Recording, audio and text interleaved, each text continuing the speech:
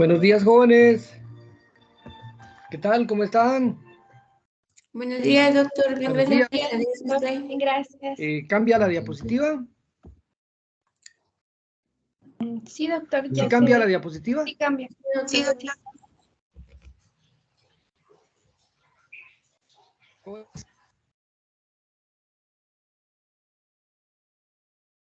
¿Pero se ven las diapositivas?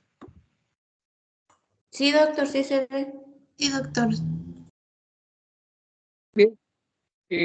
Me atrasé un instante que estaba en una reunión de claustro de biología. Bueno, muy bien. Llamé al representante, pero no me contestó para explicarle.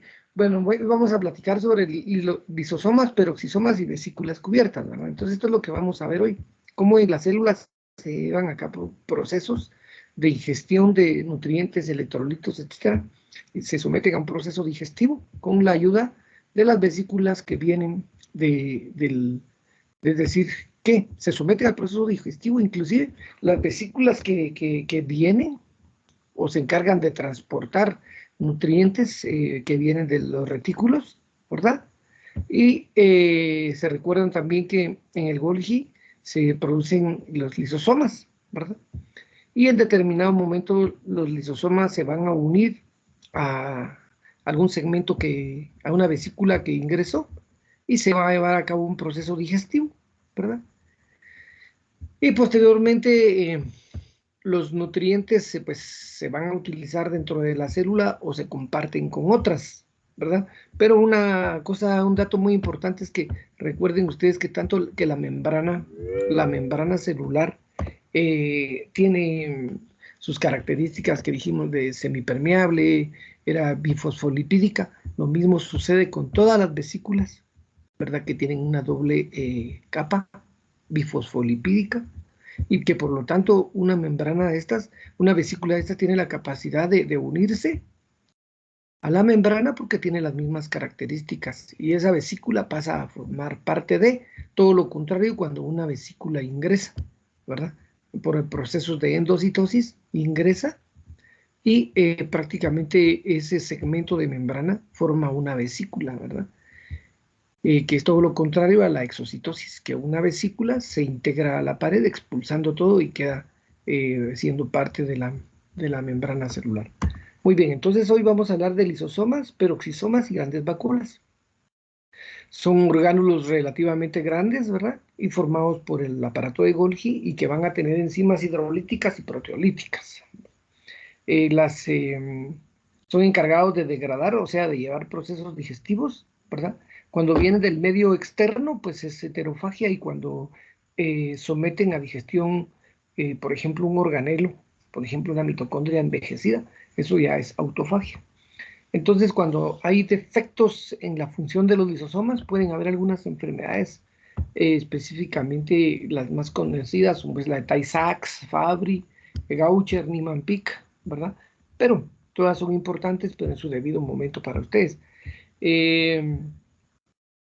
Esos son enfermedades por almacenamiento de los esfingolípidos, ¿verdad? Y que al final de cuentas van a provocar alteraciones en muchas células, pero haciendo énfasis en el sistema nervioso. Por eso es que muchas pueden provocar alteraciones es decir, en su estado de tal manera que tengan retraso mental, ¿verdad? Entonces van a ir viendo ustedes que se pueden evidenciar las lesiones que pueden haber en histopatológicamente en los trastornos de los lisosomas, ¿verdad? Entonces, hoy antes de entrar directamente a los lisosomas, tenemos que recordar que las vesículas provenientes de los retículos y del Golgi van a necesitar ser transportadas.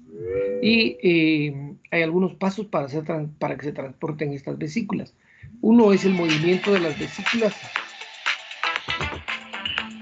Uno es el movimiento de las vesículas hacia el compartimiento blanco específico. O sea que lo que se pretende es que una vesícula llegue a un lugar, ¿verdad?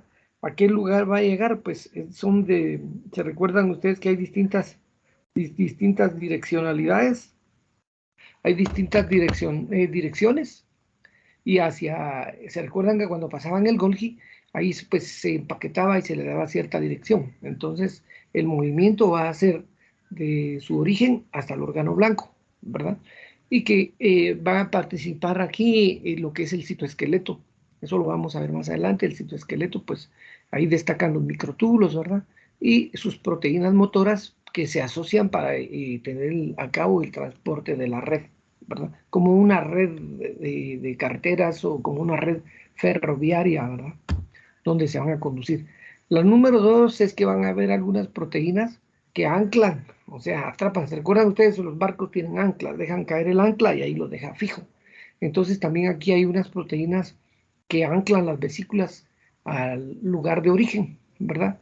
Y que esto, pues ese anclaje se va a llevar a cabo por medio de algunos tipos de proteínas. Una de ellas son las proteínas fibrosas y otros son los grandes complejos multiméricos que atrapan la vesícula, ¿verdad? También las golginas, ellas tienen sus tentáculos, son otro tipo de proteínas que obviamente pueden anclar esas vesículas para poder permitir el paso de sustancias hacia el interior, ¿verdad? Aquí tenemos un ejemplo de una proteína de anclaje, aquí también tenemos, ¿verdad? Cómo tienen sus tentáculos para poder adosarse a cierta membrana.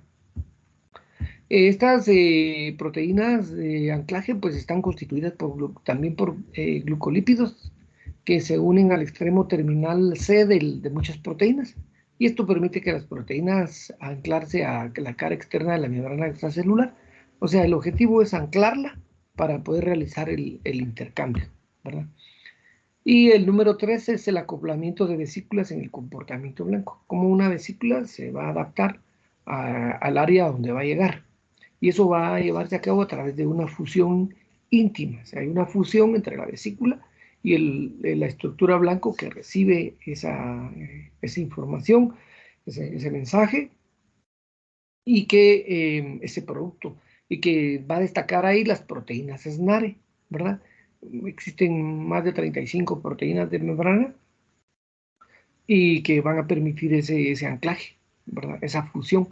Las proteínas SNARE tienen un segmento citosólico llamado motivo SNARE, que consta de 60 a 70 aminoácidos capaces de formar un complejo con otros motivos SNARE. Por ejemplo, aquí hay un ejemplo, perdón, aquí hay una vesícula donde a través de estas proteínas se va a anclar a la membrana y va a llevar a cabo prácticamente permitir que media vez se haya transportado y llegado a su lugar de origen, intercambie el contenido de la vesícula hacia, la,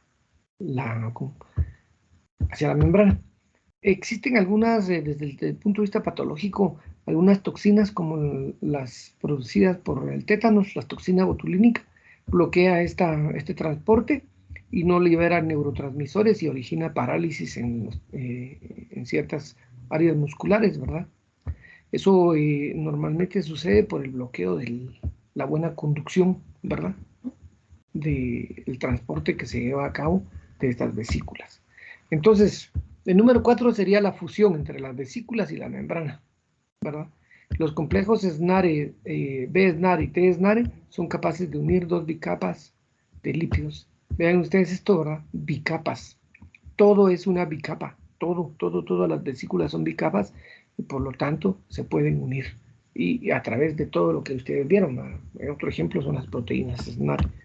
Entonces, vean ustedes que media vez esa vesícula se ha unido a una membrana, también en determinado momento se puede llevar una disociación, o sea, que se pierde esa unión, ¿verdad? La disociación del complejo SNARE de 4 cadenas se logra mediante una proteína citosólica en forma de anillo, que tiene un nombre NSE, y que obviamente se une al paquete y permite que por un proceso de fosforilación y de hidrólisis, se pierde es decir, mediante la acción del ATP, se queda en forma de ADP, y, o sea, este proceso de disociación de estas estructuras, acá va a necesitar energía, y la energía va a ser el ATP. Entonces, vemos pues que cuando en el proceso de la fusión de la vesícula puede ir de adentro hacia afuera o de afuera hacia adentro. cuando lleva cierta información, ¿verdad? O ciertos nutrientes de la parte interna de la célula y se fusiona esa vesícula a la membrana y logra expulsar su contenido hacia afuera, pues eso es exocitosis, y esa membrana que constituía la vesícula que llevaba esa información se adhiere a la membrana. Obviamente en este proceso se puede formar un poro, ¿verdad? Y que ese poro va a permitir el paso de sustancias como se visualiza en estas imágenes, ¿verdad? Cómo va pasando las sustancias y que obviamente luego eso se fusiona, ¿verdad? Tiene en cierta forma como efecto de válvula, se abre y se cierra. Entonces, cuando una vesícula citoplasmática se fusiona con la membrana, una vesícula se une con la membrana, la superficie luminal de la membrana vesicular se convierte en la parte superior externa de la membrana. O sea, esta vesícula que se produjo en el aparato de Golgi viene y se une a la membrana, ¿verdad? Expulsa el contenido y ese mecanismo es el proceso de exocitosis y toda la membrana, obviamente se abrió, ¿verdad? Pero toda la membrana queda acoplada, o sea, toda la vesícula queda acoplada a la membrana porque tiene las mismas características, son bicapas, son capas, sí, bicapas y bifosfolipídicas, ¿verdad? Bueno, vean lo que les decía, ¿verdad?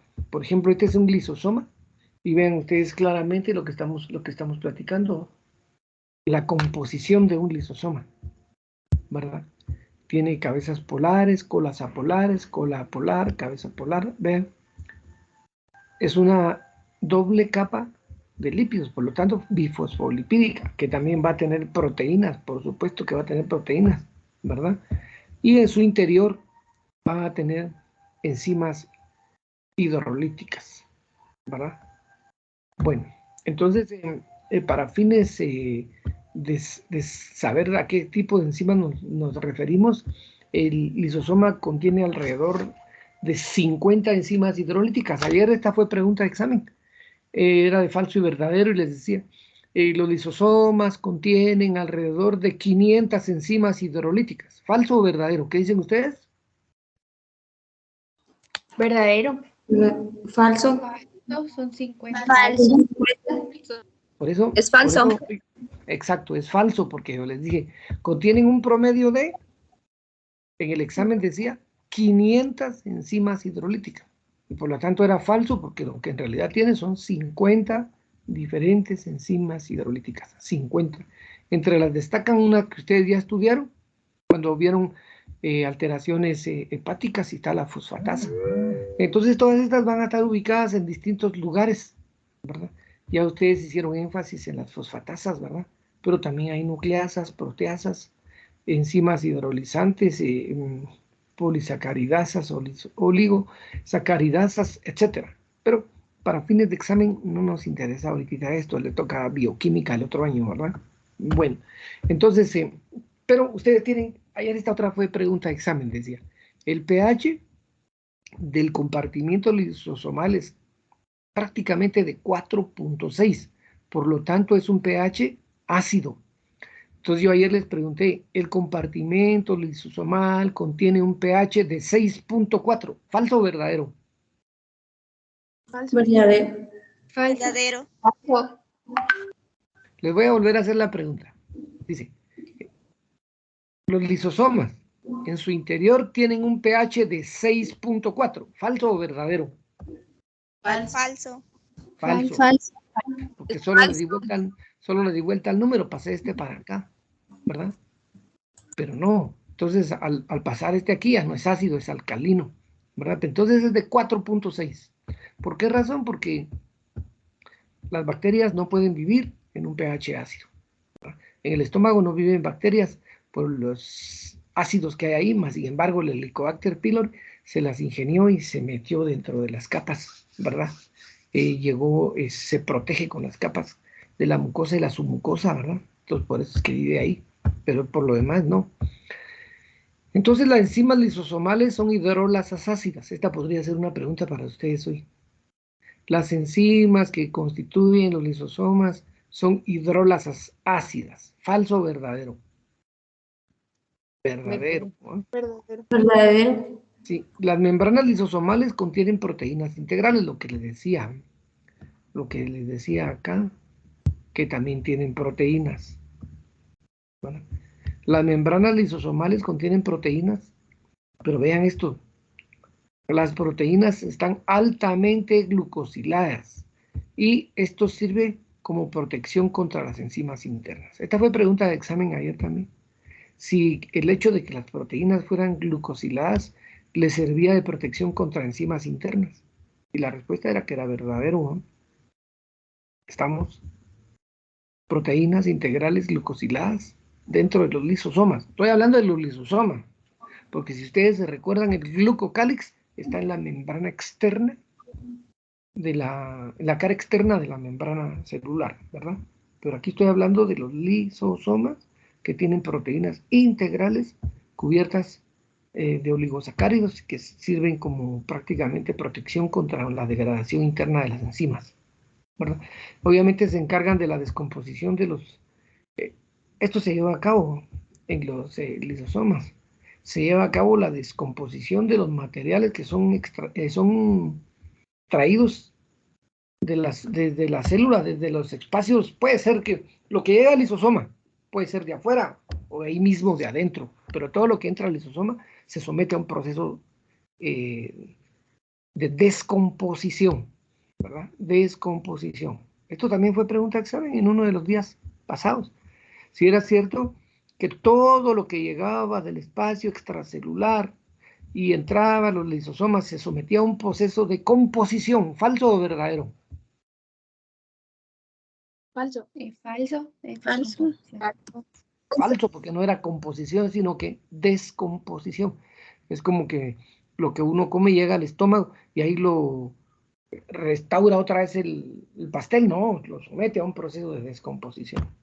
Bueno, esa es la función. Por eso es que el lisosoma es como un estómago, ¿verdad?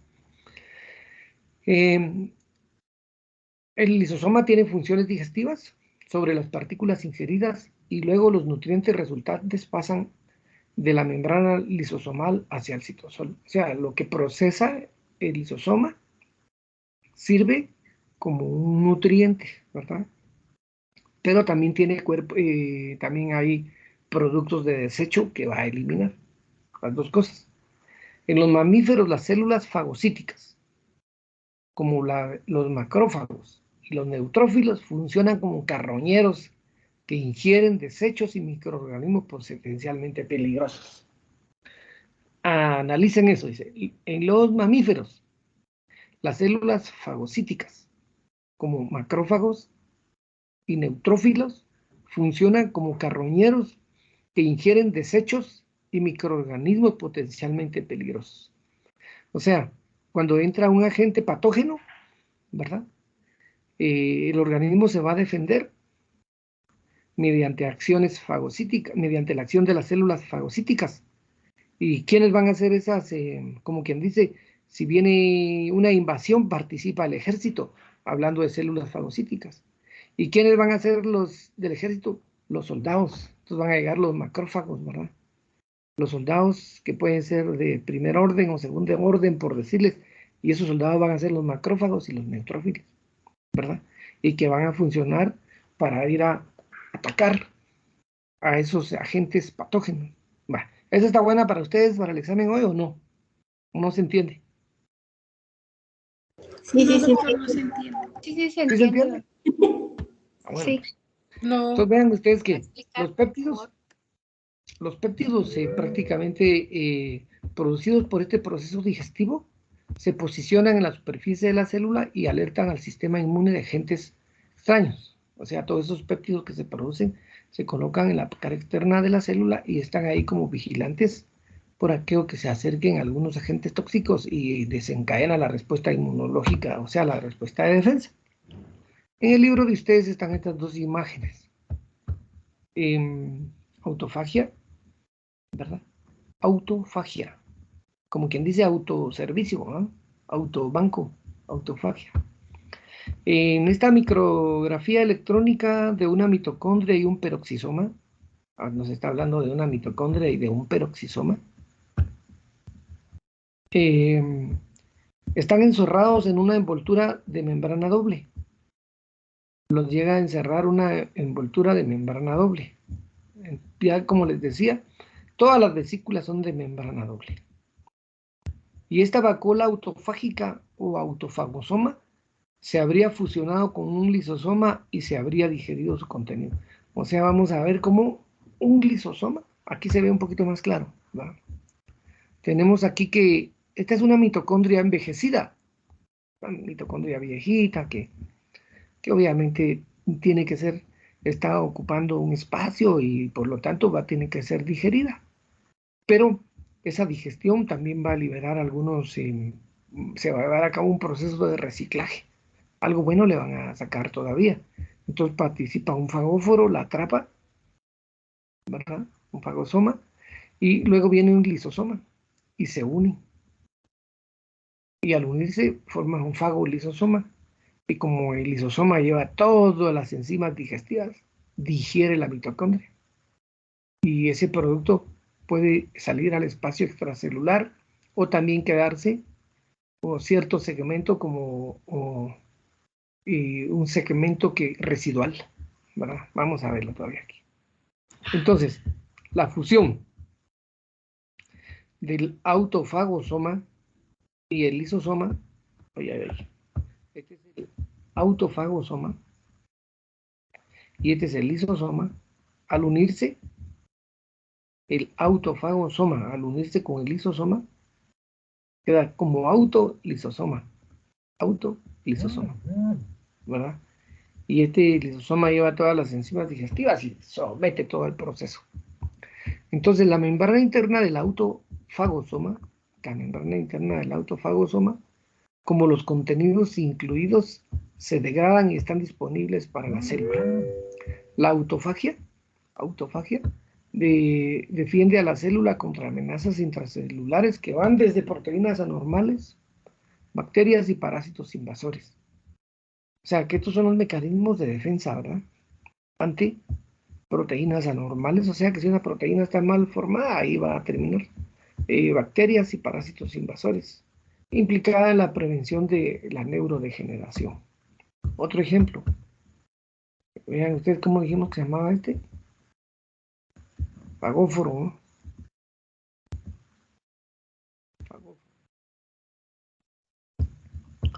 Está el fagóforo, ¿verdad? Empieza a atrapar ciertas sustancias y forma ya completo un autofagosoma. El autofagosoma se une con lisosoma y se convierte en un autolisosoma. Y aquí, en el autolisosoma, se lleva a cabo el proceso digestivo. Y en ese proceso digestivo, hay productos de desecho y productos que se pueden aprovechar, como todo reciclaje, ¿no? Entonces, aquí tenemos nuevamente que en determinado momento, ante tiempos de faltas de nutrientes, etapas de periodos de ayuno, se puede llevar a cabo un proceso de autodigestión, lo que se conoce como canibalismo, ¿verdad? Dios mío, perdón, tengo que contestar esto que es de los... ¿Aló? ¿Ya llegó? Perfecto, gracias, bendiciones. Mis disculpas, tenía que contestar esa llamada. Entonces, la autofagia, cuando hablamos de la autofagia, está bloqueada en una región determinada, es decir, cuando tenemos un animal de experimentación, un animal de laboratorio, cuando la autofagia está bloqueada en una región determinada del cerebro de un animal de laboratorio, como les decía, bloqueada la autofagia. Entonces va a haber una pérdida masiva de células nerviosas. Por eso es importante la autofagia, ¿no? La autofagia desempeña funciones. Esta está bueno para ustedes, para examen de hoy. La autofagia desempeña funciones en la prevención de ciertos tipos de cáncer, enlentecen el proceso de envejecimiento del cuerpo. ¿Falso o verdadero? Verdadero, ¿verdad? La autofagia desempeña funciones en la prevención de ciertos tipos de cáncer. Previene el cáncer, previene que uno no envejezca rápido, pero si hubiera una tienda donde vendieran esto, ahí estuviéramos haciendo cola todos, ¿verdad? Bueno, entonces las funciones de los lisosomas, en resumen, aquí está, ¿verdad? Y aquí hay un resumen general. Está la membrana, cómo ingresa una partícula, pero vean ustedes cómo la membrana se invagina y forma una vesícula, ¿verdad? Y esta vesícula tiene las mismas características de la membrana. Y por aquí vienen los lisosomas, aquí está el Golgi, que viene, elabora los lisosomas y se une a este otro elemento, a un autofagosoma, se convierte en un autolisosoma, y las enzimas acá, cuando ya están adentro, degradan todo este proceso. Parte se queda como un cuerpo residual y parte es expulsada por exocitosis, ¿verdad? Enviada por una vesícula que se adhiere a la membrana y luego expulsa esos elementos, residuos o nutrientes inclusive, y la vesícula esta se queda formando parte de la membrana. Lo mismo sucede acá. Cuando ven una mitocondria envejecida, la someten a un proceso digestivo. Y de eso, parte se va hacia el exterior y parte queda como se aprovecha. Muy bien. Les decía que hay dos cosas importantes. Los cuerpos residuales. Vean, aquí están. Un lisosoma y un cuerpo residual. Dice, los cuerpos residuales contienen desechos. Desechos no digeribles que en algunos casos se exocitan y en otros no, acumulándose en el citosol a medida que la célula envejece. Un ejemplo de cuerpo residual son las gránulos de lipofuscina. Si yo les hago una pregunta y es pregunta directa y escriben lipofuscina, se recuerdan que es SC, lipofuscina, ¿va? Que se observa en vesículas de larga vida como las neuronas. Entonces está bonita para preguntas que ustedes ven. Si los cuerpos residuales contienen desechos no digeribles, ¿verdad? Hay algunas veces que se expulsan por exocitosis y algunas otras no, se quedan ahí, ¿verdad? Y obviamente cuando se acumulan, se van acumulando en la medida que la célula envejece, ¿verdad? Cuerpo residual. Como nos habla aquí que un ejemplo de cuerpo residual son los gránulos de lipofuscina. El gránulo de lipofuscina aumenta en número a medida que se envejece. Bueno, vamos a ver cómo eliminamos todos esos gránulos de lipofuscina. Bueno. Ahora veamos la vacuola. Ahora nos pasamos a la célula vegetal. Es bonita la vacuola, ¿eh?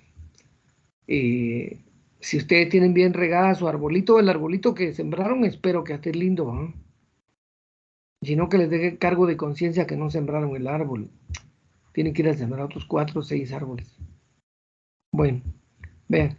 Si ustedes riegan bien su arbolito, el agua va a entrar por procesos de osmosis y luego si ese está bien hidratado, o sea, bien irrigado el árbol, pues va a tener unas vacuolas bien formadas que van a dar turgencia, ¿verdad? Y en la vacuola va a tener también la permeabilidad, ¿verdad? El 90% de célula es ocupada por la vacuola, ¿verdad? Llena de fluidos, que tiene una membrana que se llama tonoplasto, igual acá. En la vacuola, pues también va a tener un pH bajo, o sea, ácido. Dentro de la vacuola van a haber solutos, macromoléculas, iones, azúcar, aminoácidos, proteínas, polisacáridos. Y también puede almacenar compuestos tóxicos. El tonoplasto, pues, va a también tener su mecanismo de transporte activo que bombea iones en el compartimiento vacuolar a concentración más alta que el citoplasma o fluido extracelular. Por su alta concentración de iones de agua, ingresan a la vacuola por ósmosis, ¿verdad? Y la presión hidrostática o turgencia le proporciona soporte mecánico a una planta. Si sea una planta que no está bien regada, pues está toda está caída, ¿verdad? Espero que su arbolito esté así lindo. Bueno, entonces el tonoplasto es una membrana que limita la vacuola central de la vacuola en las células vegetales. es selectivamente permeable y permite incorporar ciertos iones al interior de la vacuola, y es responsable de la turgencia celular y permite a las células de las plantas incorporar o almacenar agua con un poco de gasto de energía. Entonces, continuando con estos procesos de acuerdo al orden que está en el capítulo, ahí está el 8.17, nos habla de endocitosis, en su página 293, vemos cómo un segmento de la membrana se va a invaginar. Esto es otro término, invaginar hacia adentro y evaginar hacia afuera, como endocitosis, y lo contrario es exocitosis. Pero ustedes se recuerdan que hablamos de que en las vesículas habían unas proteínas, en la membrana estaba la COP2, la COP1 y las de clatrina. Las de COP2 iban siempre para adelante y las COP1 iban de regreso, y las de clatrina estaban en la periferia. Por eso es que aquí en la membrana, aquí están los elementos que integran aquí hay agrupamiento de estas proteínas de clatrina, que tienen una forma específica para poder atrapar determinadas sustancias y poder ingresarla, ¿verdad? Vean ustedes cómo va ingresando, cómo se va formando la vesícula, y hasta que se fusiona aquí y queda reparado el poro por donde ingresó y totalmente se separa. Bueno, entonces la endocitosis puede ser mediada por receptores, ¿verdad? Endocitosis mediada por clatrina, lo que estamos viendo, provoca la captación de macromoléculas extracelulares, ¿verdad? Las une a través de ligandos y las ingresa. Y las endocitosis en fase masiva, que prácticamente es a gran escala, conocida como pinocitosis, o sea, cuando entra líquido, ¿verdad? Y esa captación de líquidos puede llevar inclusive algunas moléculas ahí, cuando ingresa todo el líquido, ingresa algunas moléculas. Bueno, esa es la forma de que puede ser masiva o mediada por receptores. También está la vía endocítica, hay dos tipos de receptores, ¿verdad? Receptores de limpieza y receptores de señalización. Los de señalización unen ligandos extracelulares que llevan mensajes que cambian la actividad de la célula. O sea, se recuerdan ustedes que en la cara externa de la membrana hay prácticamente elementos que tienen funciones de vigilar, ¿verdad?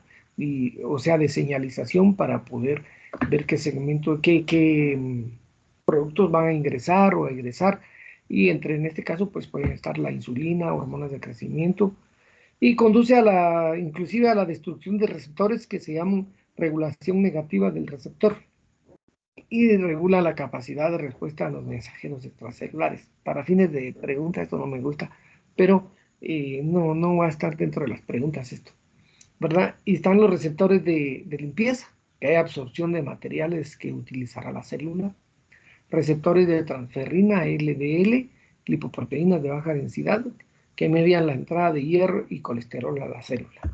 Bueno, entonces hay endosomas tempranos y tardíos. Los tardíos se localizan cerca del núcleo y los tempranos en la periferia de la célula, ¿verdad? Y la sección 8.20 nos habla de la alimentación de la célula a través de procesos de fagocitosis, ¿verdad? Como ven ustedes acá, que es la captación de partículas de más de 5 micras, 0.5 micras, perdón, 0.5 micras, ¿verdad? Es un mecanismo también de protección. Los microorganismos dentro del fagocito, o sea, lo que prácticamente quedó acá, un fagocito, ¿verdad? O un fagosoma específicamente, también se va a someter a un proceso digestivo cuando se une al famoso lisosoma para formar un fagolisosoma y llevar a cabo el proceso digestivo. Entonces, la actividad fagocítica es gracias a la actividad contráctil de microfilamentos que contienen actina. Eso tiene que ver en la membrana. Muy bien. Y está también la captación de proteínas en los peroxisomas. Los peroxisomas son orgánulos citoplasmáticos muy simples, también formados por vesículas, y tienen una vesícula interna y una vesícula externa que les da, que les da su límite, ¿verdad? Y que estos ya van a tener otro tipo de enzimas. Normalmente son las oxidasas. Los peroxisomas fueron descubiertos por Doug, ¿verdad? Los peroxisomas se forman por la fusión de dos vesículas diferentes derivadas del rugoso. Cada una posee la mitad del traslocón peroxisomal, que es un importómero y facilita el movimiento de proteínas en el peroxisoma, ya sea plegadas o de varias unidades, ¿verdad? Bueno.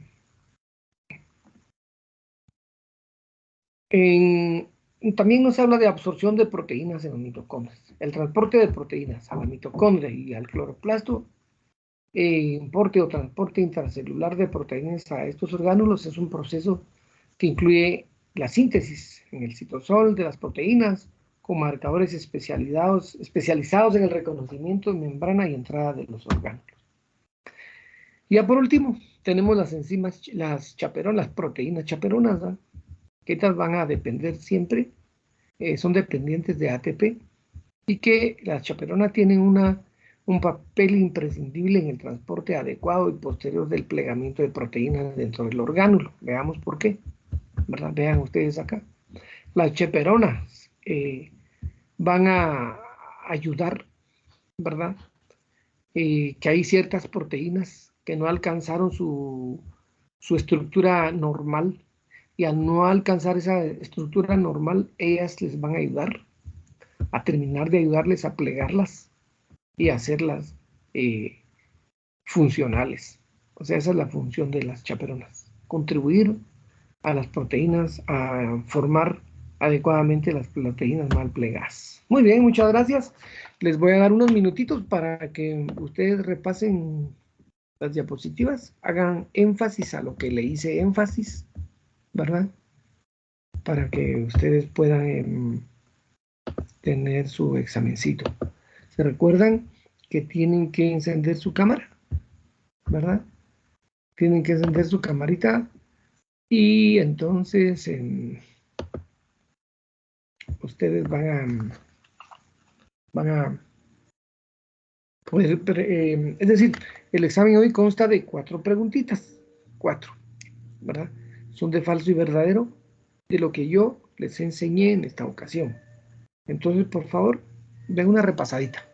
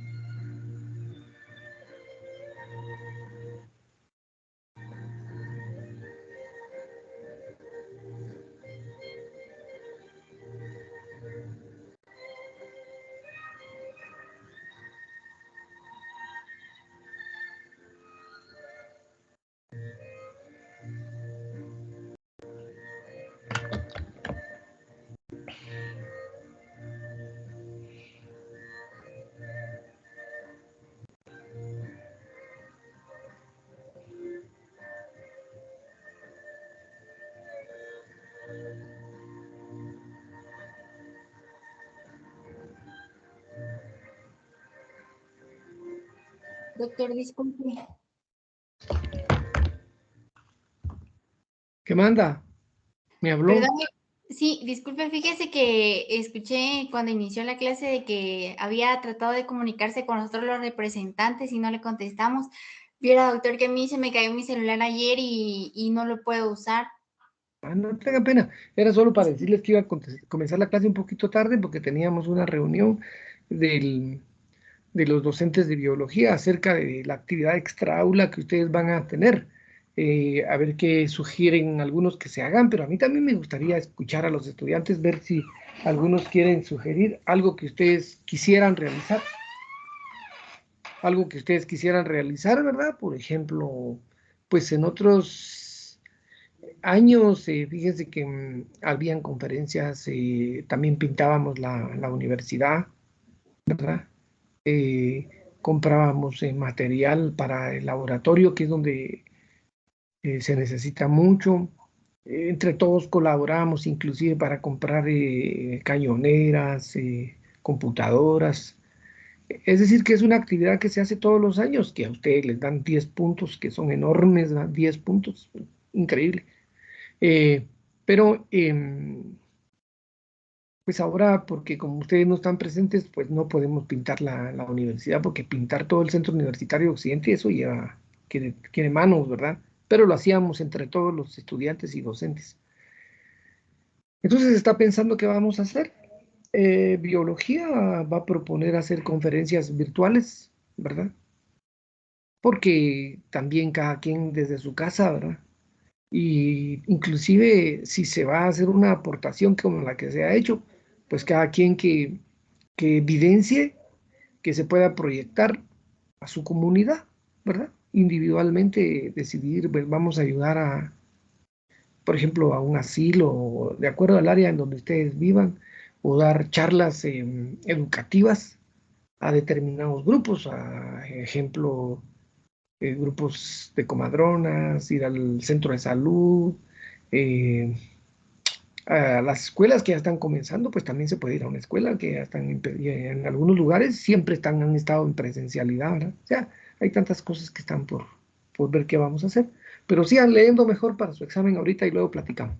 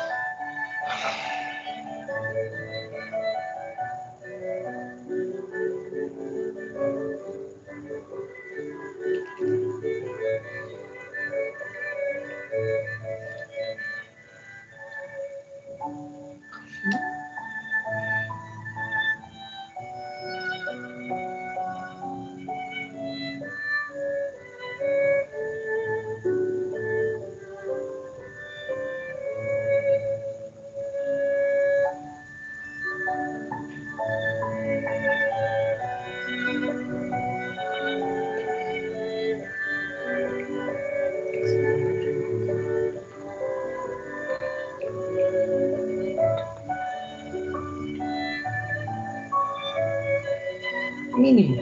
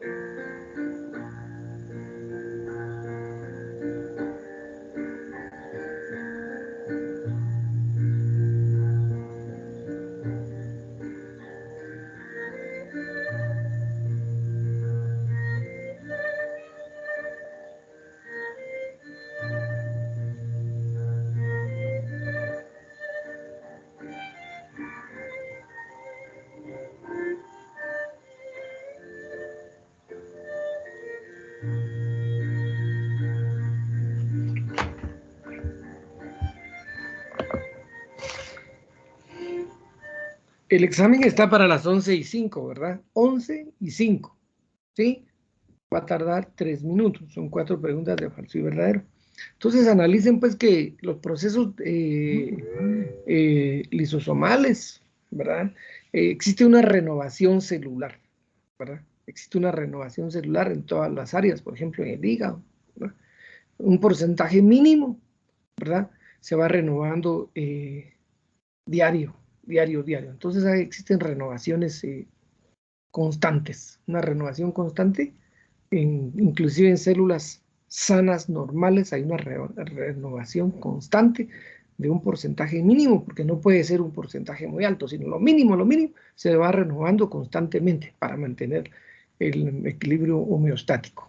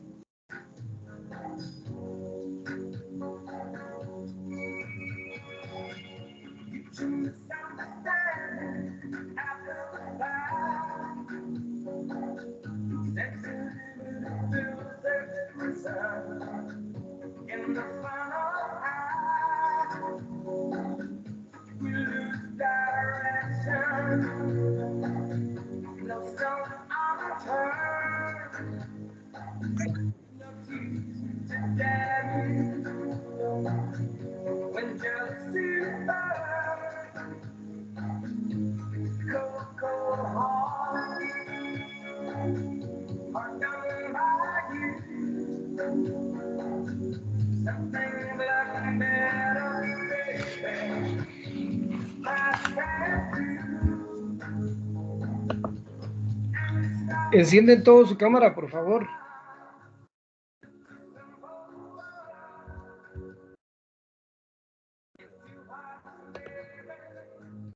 Gracias. Gracias, gracias.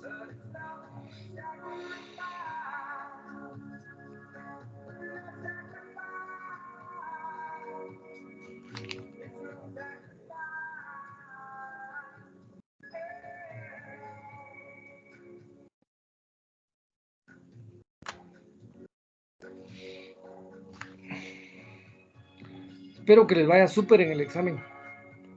No hay derecho a tener una mala. Todas tienen que estar buenas.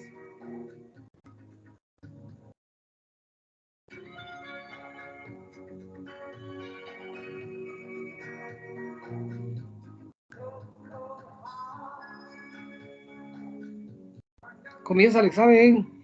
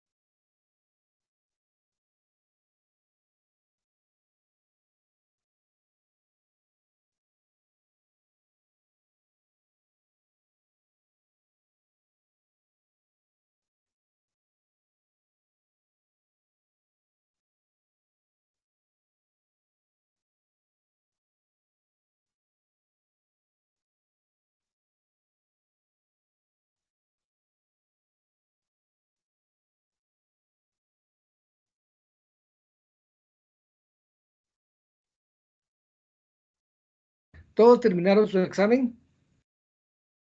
¿Ninguno tuvo problema? Ninguno, ¿verdad? Ahorita les voy a dar las respuestas. Un minuto más.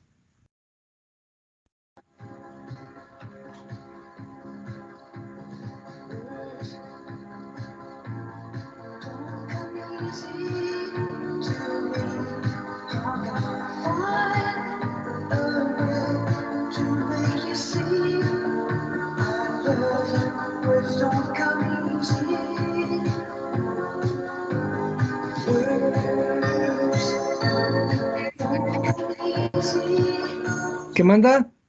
¿Cómo se llama la canción que tiene para Palabras. buscar? Palabras. Ah, bueno. Gracias. Bueno, palabras en español y goals en inglés, ¿verdad? Bueno, es de F.R. Davis. Muy bien, entonces la primera pregunta decía, las bacterias ingeridas generalmente se inactivan en un pH alto. ¿Es alto o bajo? Bajo. Bajo, por lo tanto esa era falsa, ¿verdad? La segunda, en los mamíferos las células fagocíticas como los macrófagos y los neutrófilos fusionan como carroñeros, ¿verdad? Que ingieren microorganismos potencialmente peligrosos. O sea que sí son nuestras defensas cuando se hablé del ejército y cómo los soldados eran carroñeros en relación a los anticuerpos. Por lo tanto, es decir, en relación a los agentes patógenos. Por lo tanto, esa es verdadera. Dice, en las células de los mamíferos se cree que los autofagosomas se forman por primera vez a partir de los sitios de contacto entre el retículo endoplánico rugoso, ¿verdad? Viene y una vez formado de la membrana externa del autofagosoma, se fusiona con un lisosoma, generalmente una estructura llamada autolisosoma. Esa es, jóvenes, pues, el autofagosoma, cuando se une con un lisosoma, se convierte en un autolisosoma. Eso es verdadero, ¿verdad? Vimos un montón de dibujos ahí. Y la número 4, se estima que 1 a 1.5% de las proteínas dentro de la célula hepática sana se degradan por autofagia por hora como parte del proceso normal de la renovación celular. Eso es falso o verdadero. Verdadero. ¿Verdadero? Sí, se los expliqué unos instantes antes simple. Bueno, entonces espero que todos hayan tenido su punto cabal. ¿De acuerdo? Así es de que un abrazo para todos y que estén bien. Cuídense. Gracias, doctor. Que tenga buen día. Gracias, doctor. Feliz día, doctor. Igualmente. Feliz día, doctor. Feliz día, doctor. Feliz día, doctor. Dios.